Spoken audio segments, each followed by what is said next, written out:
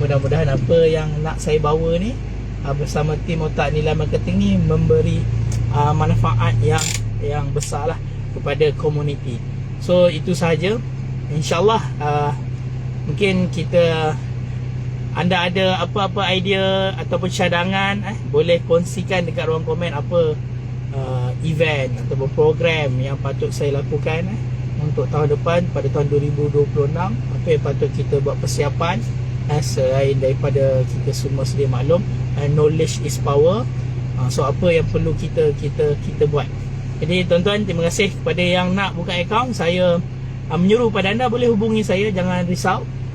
Kita buat persiapan, mesti kena ada knowledge, kena ada account, dan kena ada bimbingan. InsyaAllah kalau kita rutin buat benda, InsyaAllah kita akan terus mencapai apa yang ingin kita nak.